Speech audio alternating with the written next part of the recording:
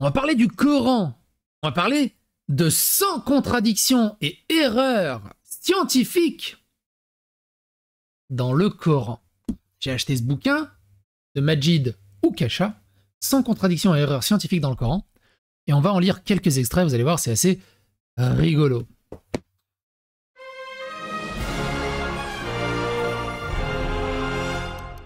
Attention, please. Tiens, dernièrement, j'étais en train de lire ça aussi, Leibniz. Pour ceux qui ne connaissent pas, Leibniz, c'est Dieu, il existe? Vas-y, viens, on calcule. Hein? Il me fait... Je suis chiant, c'est absent, gros. Je vous résume, hein, mais en gros, c'est ça. Donc, j'ai lu... Alors, je l'ai quasiment fini, hein, je ne l'ai pas encore tout fini, mais je suis quasiment vers la fin, ça se lit très facilement, ça se lit très vite, et surtout, c'est très intéressant. Du coup, j'ai noté quelques pages, ou on va dire quelques extraits pour vous mettre l'eau à la bouche, ou vous donner envie, tout simplement, de vous renseigner, parce que c'est vrai qu'il y a un truc, on a traité un petit peu de la question des apostats, je vous invite à aller dans la playlist qui est dédiée aux apostats, on a traité un peu de la question des apostats et de l'islam et tout le bazar, il y a quelque chose qui en ressort énormément, et ce qui est vrai, c'est que la plupart des musulmans les plus sunnitement, rigoristement, qui défendent à mort la religion, le Coran et tout le bazar, ils n'ont pas lu le Coran. Et en fait, ils n'ont rien compris. Et ce bouquin est juste incroyable. Il n'en cite que 100. Parce qu'évidemment, c'est blindé, hein, mais il n'en cite que 100. Donc, moi, j'en ai choisi quelques-uns qui m'ont intéressé. Peut-être que ça vous donnera envie d'acheter le bouquin et de le lire de votre côté. Ou tout simplement de découvrir le travail de Majid Oukasha.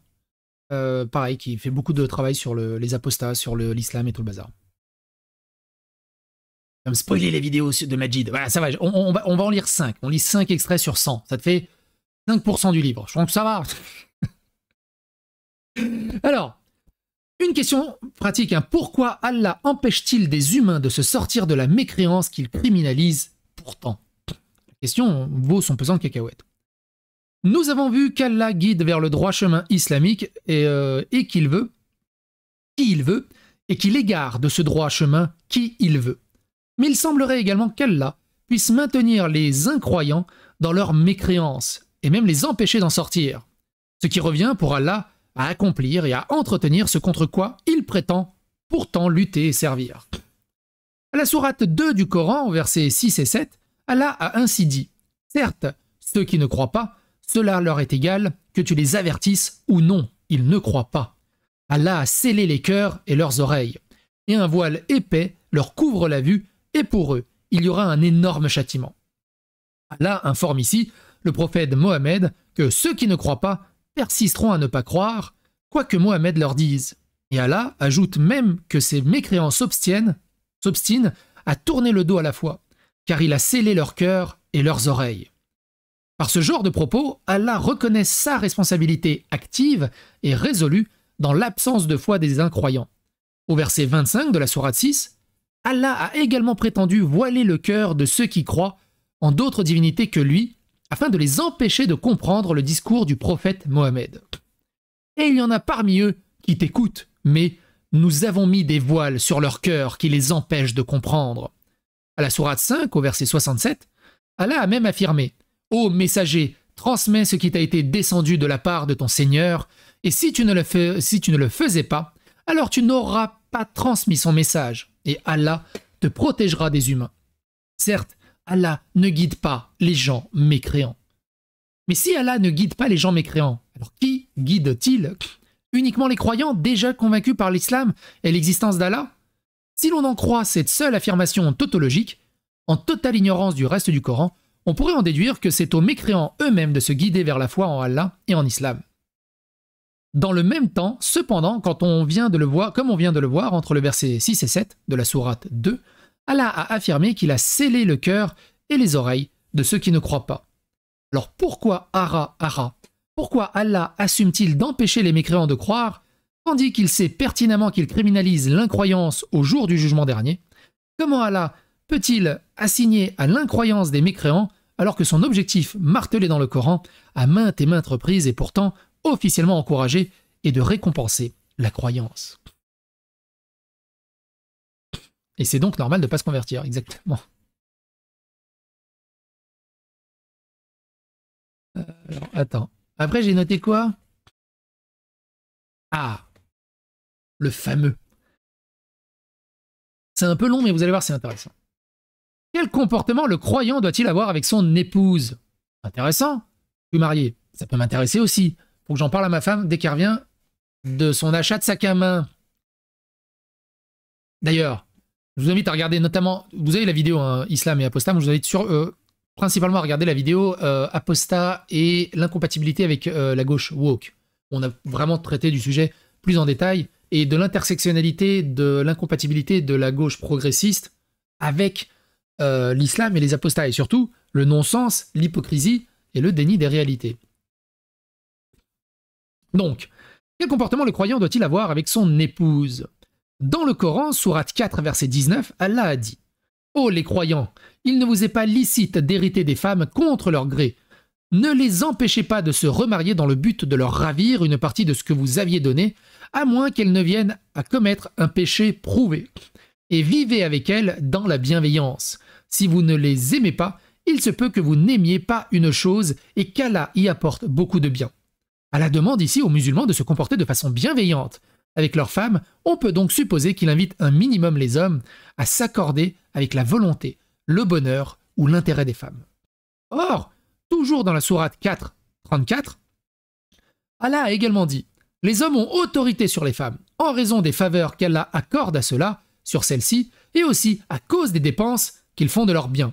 Les femmes vertueuses sont obéissantes et protègent ce qui doit être protégé pendant l'absence de leurs époux, avec la protection d'Allah. Et quant à celles dont vous craignez la désobéissance, exhortez-les. Éloignez-vous d'elles dans leur lit et frappez-les.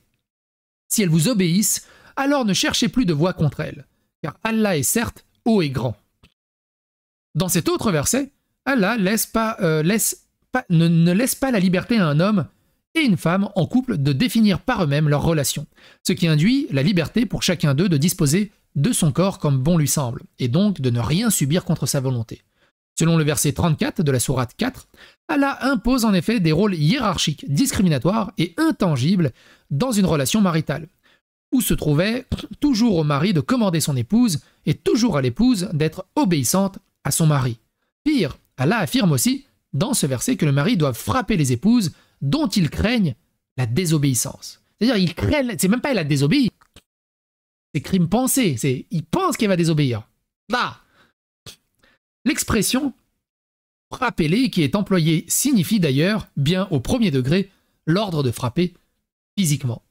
Ce qui insisterait pour vous parler d'un point de vue modéré ou critique du prophète Mohammed sur la violence conjugale, selon certains hadiths, donc les hadiths, c'est des recueils retranscrivant le récit de paroles et agissements personnels du prophète Mohammed, oublieront sans doute de vous préciser qu'ils sont totalement hors sujet vis-à-vis du Coran.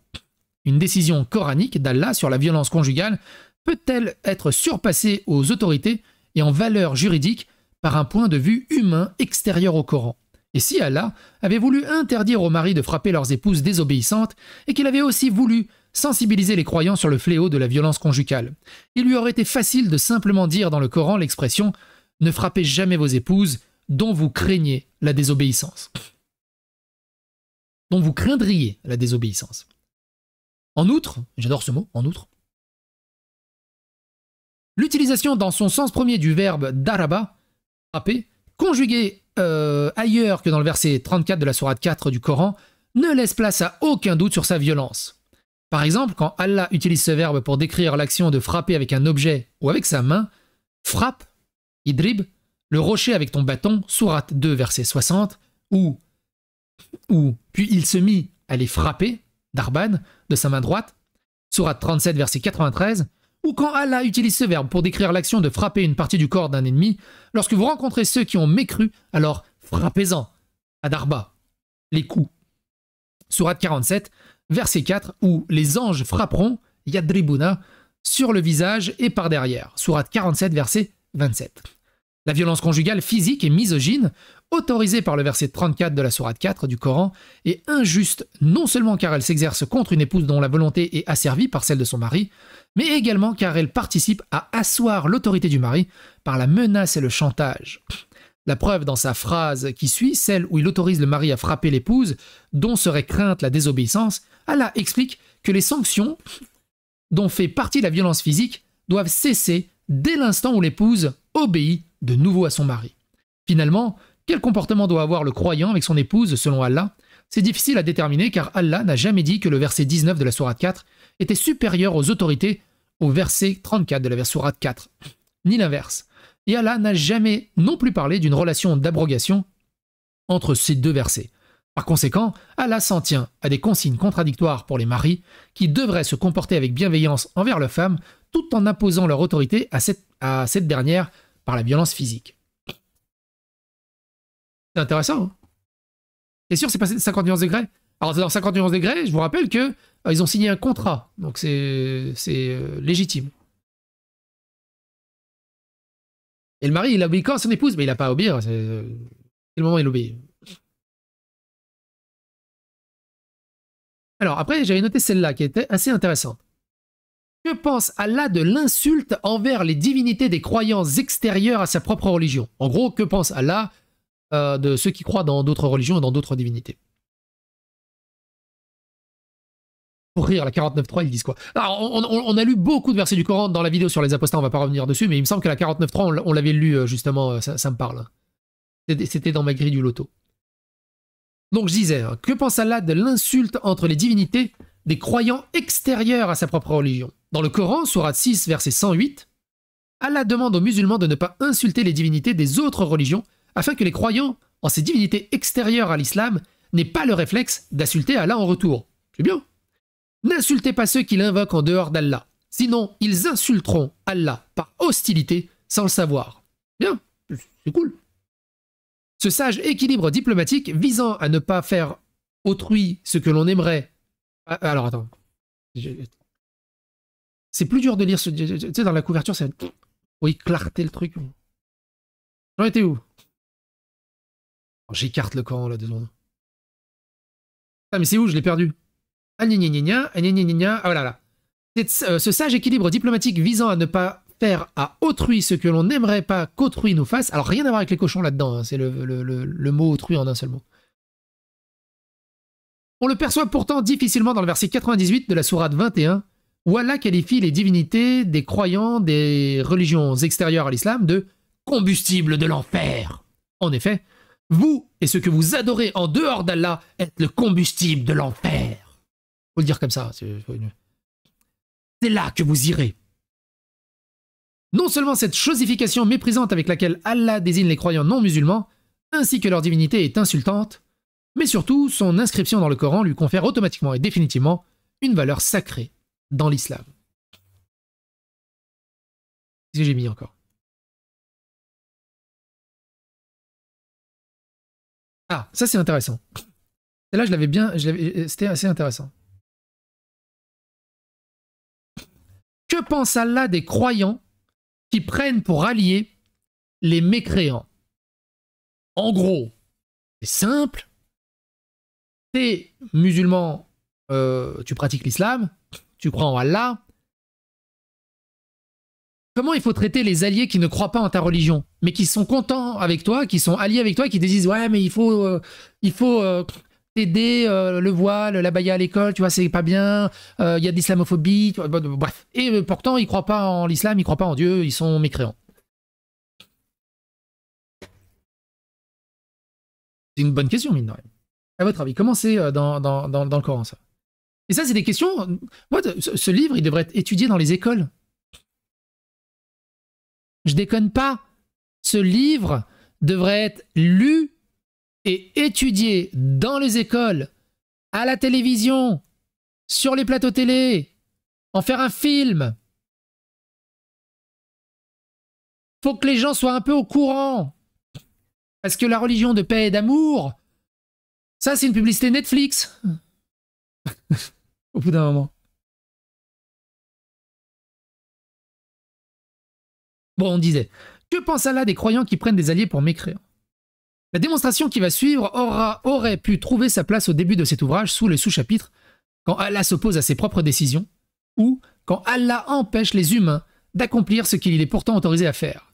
Ce qui va importer dans la réflexion développée ici n'est toutefois pas seulement une contradiction juridique opposant ce qui serait autorisé d'un côté et interdit de l'autre, mais davantage comment la précision à géométrie variable et le désordre chronologique du contenu du Coran participent à générer puis entretenir les doutes autour d'une contradiction juridique. Commençons par comparer deux versets issus des deux sourates distinctes dans le Coran. Sourate 4, verset 144, Allah a dit aux croyants de ne pas prendre pour alliés les mécréants au lieu des croyants. Ô les croyants, ne prenez pas pour alliés les mécréants au lieu des croyants. Voudriez-vous donner à Allah une preuve évidente contre vous? Nous pouvons constater qu'il s'agit ici d'une consigne absolue ne prévoyant aucune exception. Pourtant, dans un autre récit coranique, sourate 3, verset 28, Allah explique qu'il existe une exception qui autorise les croyants à transgresser l'interdiction de prendre pour alliés des mécréants au lieu des croyants. Que les croyants ne prennent pas pour alliés les mécréants au lieu des croyants. Quiconque fait cela n'a rien à voir avec Allah. À moins que vous ne cherchiez à vous protéger d'eux, Allah vous met en garde à l'égard de lui-même et c'est à Allah le retour. Certains défenseurs de l'islam pourraient néanmoins refuser de voir une contradiction entre ces deux versets, en avançant l'idée que l'exception non évoquée par le verset 144 de la sourate 4 n'est pas une exception formellement niée ou contredite par ce même verset. Mais d'un point de vue littéral, une interdiction qui ne reconnaît aucune exception est une interdiction absolue.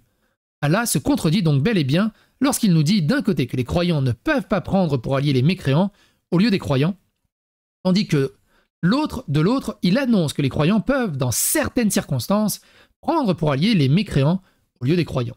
Chacune de ces deux consignes empêche nécessairement l'accomplissement de l'autre.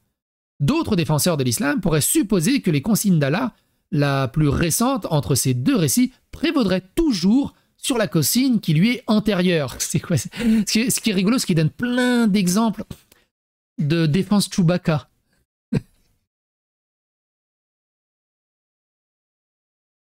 Dans le bouquin, il n'est pas si parfait que ça, l'écrivain était un stagiaire. C'est un bouquin qui est écrit il y a 1400 ans, c'est comme la Bible. Ils ont écrit un peu comme ça venait, et surtout au moment... tu sais, c'est un peu Lost. Lost, le scénario, il a été écrit, ils n'avaient aucune idée d'où ils allaient. C'est pour ça que des fois, des épisodes, ça se contredisait de l'autre, parce qu'en fait, il fallait, sur le moment venu, trouver les arguments les plus parfaits. Mais du coup, quand tu relis le truc dans sa continuité, c'est un non-sens absolu. Hein. Et ce que je vous invite à faire, on va pas tergiverser là-dessus parce que on va pas perdre trop de temps sur plein d'exemples. Un irréductible athée, il a une playlist qui s'appelle Les audios dans le texte, où il traite de la religion, il traite de toutes les religions, catholique, islam et tout le bazar. Et c'est hilarant à voir. Déjà, c'est super bien travaillé, mais c'est surtout hilarant à voir de la manière dont c'est présenté. Il parle justement de toutes les contradictions qu'il y a dans les religions un peu à gauche à droite. Je vous le conseille, je vous laisse le lien dans la description. Je vous laisse également tous les liens dans la description pour le bouquin. Et Majidou Kacha et tout ça. N'hésitez pas à aller dans la description, évidemment. On en était où? Avec un tel lien abrogatoire, ce qui a été dit en dernier dans le Coran est donc automatiquement amené à remplacer n'importe quelle consigne contradictoire qui le précéderait. Mais dans sa consigne du verset 144 de la sourate 4, Allah n'a jamais expliqué ni reconnu le moindre lien abrogatoire vis-à-vis de la consigne du verset 28 sourate 3. Dès lors, pourquoi devrions-nous soupçonner un lien abrogatoire entre ces deux versets plutôt qu'une contradiction? N'est-ce pas un prétexte trop facile de prétendre que lorsque deux lois incompatibles figurent dans le Coran, elles illustrent systématiquement un changement d'avis, mais jamais une contradiction? Parce que tu vois, Allah, il a le droit de changer d'avis. Je croyais qu'il était immuable et qu'il ne faisait jamais d'erreur. Est-ce qu'on peut dire qu'avec les hadiths, ah oui, c'est du Coran alternatif, hein. On est d'accord. Dans deux versets coraniques issus de la sourate 5, post-Égir, Allah affirme sans exception aucune que les croyants n'ont pas le droit de prendre pour alliés des mécréants. Cette dernière restriction est donc encore plus intransigeante que l'interdiction du verset 144 de la sourate 4, de prendre pour alliés les mécréants au lieu des croyants, qui sous-entend que s'allier avec des mécréants sans pour autant tourner le dos aux croyants serait envisageable. Sourate 5, verset 55, « Vous n'avez d'autres alliés qu'Allah, son messager et les croyants, qui accomplissent la salat, s'acquittent de la zakat et s'inclinent. » Sourate 5, 81, « S'il croyait en Allah, au prophète et à ceux qui lui étaient descendus, il ne prendrait pas ces mécréants pour alliés, mais beaucoup d'entre eux sont immoraux. » C'est immoral de prendre un allié comme mécréant, un mécréant comme allié. Le sens de ces deux versets est très clair. Hein. Allah annonce que les croyants à la liste pour les croyants une liste exhaustive de 3 types d'alliés qui est exclu les mécréants. Sourate 5, verset 55. Il affirme aussi que ceux qui croient en lui, Mohammed et le Coran ne doivent pas prendre pour alliés les mécréants. Sourate 5, verset 81. Comment serait-il possible de faire plus explicite que ce qui est écrit dans ces deux versets? Le verset 89 de la sourate 4 du Coran a par ailleurs jusqu'à suggérer que l'interdiction de prendre pour alliés des mécréants ne peut cesser que si ces mécréants cessent d'être des mécréants et entrent dans l'islam. Sourate 4, verset 89, ils aimeraient vous voir mécréants comme ils ont mécru, alors vous seriez tous égaux. Ne prenez donc pas d'alliés parmi eux, jusqu'à ce qu'ils émigrent dans le sentier d'Allah. Mais s'ils tournent le dos, saisissez-les alors et tuez-les, où que vous les trouviez. Et ne prenez parmi eux ni alliés, ni secoureurs. J'ai pas besoin de relire la phrase, je pense qu'elle parle d'elle-même. Et pour quiconque douterait du sens littéral ou métaphorique de l'expression « jusqu'à ce qu'ils émigrent dans le sentier d'Allah », elle a conclu de toute façon ce verset en rappelant qu'il ne faut pas prendre d'alliés parmi les mécréants et ne prenez pas parmi eux ni alliés, ni secoureurs. Allez, encore 2 autres pour la route. Qu'est-ce que j'ai noté? Nana, c'est une erreur de traduction, ouais. Ceux qui vous disent ça, c'est qu'ils ne l'ont pas lu. Hein. En fait, tout simplement, ils ne l'ont pas lu. Hein. 1, ils connaissent pas leur propre religion, ce qui est horrible. 2, ils ne l'ont pas lu.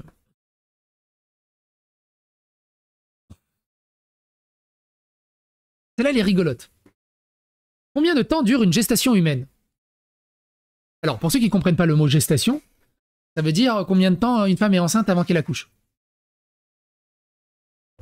Et là, il est rigolo. Dans le verset 14, il y en a plein qui sont rigolos, hein, évidemment. Allez les découvrir, bordel de merde. Dans le verset 14 de la sourate 31, Allah a déclaré qu'une mère doit sevrer son enfant en 2 années, soit 24 mois. Et nous avons commandé à l'humain à l'égard de ses parents, sa mère l'a porté, subissant peine sur peine, et elle l'a sevré en 2 ans. Sois reconnaissant envers moi et envers tes parents, vers moi et la destination. Mais Allah nous informe aussi d'ailleurs que dans le Coran, sourate 46, verset 15, que le cumul du temps de la grossesse et du temps jusqu'au sevrage de cet enfant équivaut à 30 mois. Et nous avons commandé à l'humain la bonté envers ses parents.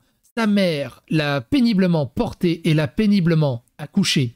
Et sa gestation et son sevrage durent 30 mois. Or, si on soustrait les 24 mois de sevrage dont parle le verset 14 de la sourate 31, à la période des 30 mois additionnant la gestation et le sevrage dont parle le verset 15, sourate 46, on arrive à la conclusion arithmétique que, pour Allah, la grossesse d'une femme dure 6 mois. Alors, il y en a, ils vont dire, oui, mais il y a des accouchements pré... Et le tiers de période moyenne qui manque à cette grossesse est quasiment le même que l'on fasse le calcul avec les mois d'une année grégorienne ou d'une année hégirienne. Certains musulmans pourraient cependant avancer l'idée que la durée supposée de 9 mois de gestation pour une femme n'est qu'une moyenne hypothétique, et qu'il arrive parfois que des enfants prématurés naissent à 8, 7 ou 6 mois de gestation. Mais pourquoi, depuis le 7e siècle où il a révélé le Coran aux humains, Allah aurait-il estimé à seulement 6 mois la durée moyenne ou normale de la grossesse chez une femme, en se servant d'un cas statistique rare et qui limite très fortement la survie du bébé?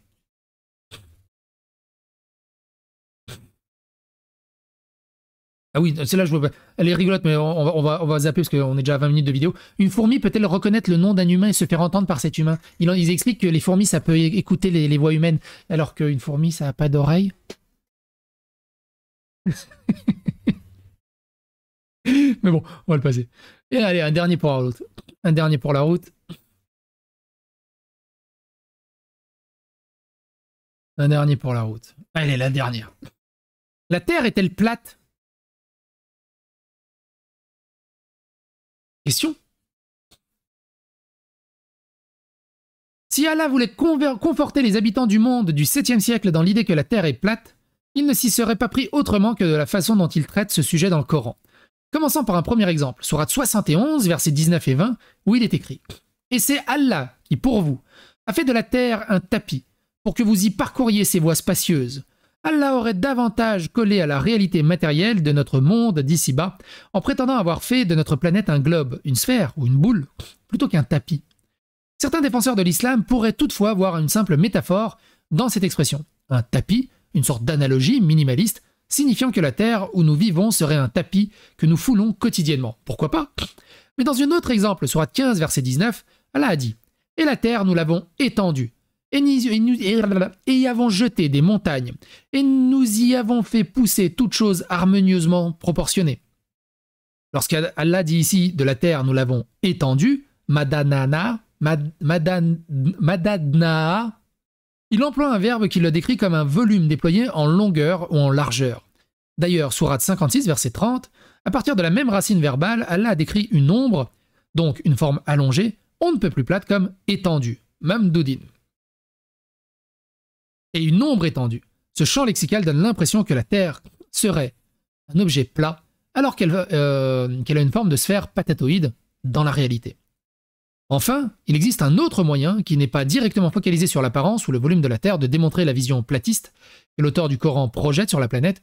Il faut s'intéresser à la façon dont Allah décrit l'espace céleste par rapport à la Terre. Et c'est justement ce que nous allons voir dans la prochaine démonstration. Et je vous la lirai pas.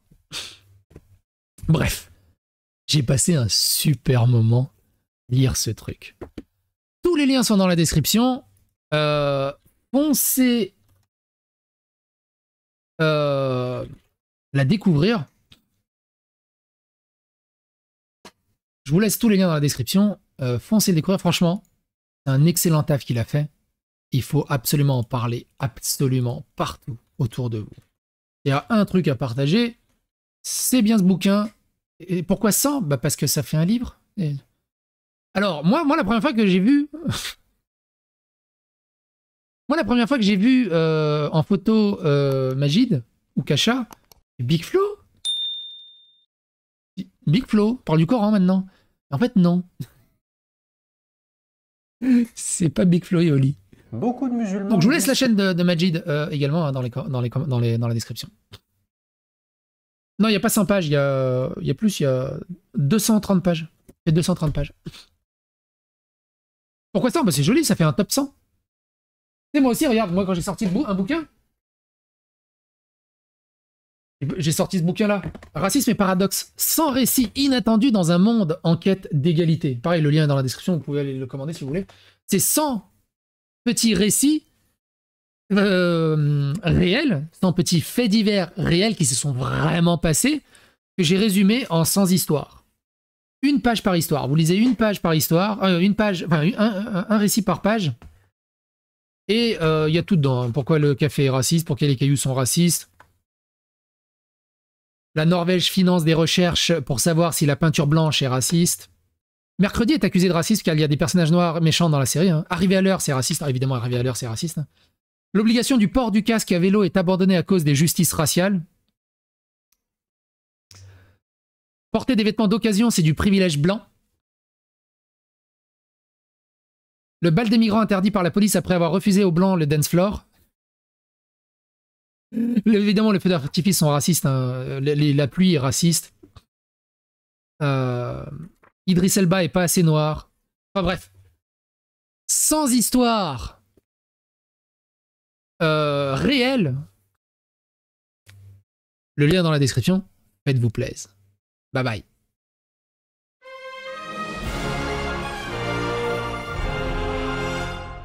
Attention, please.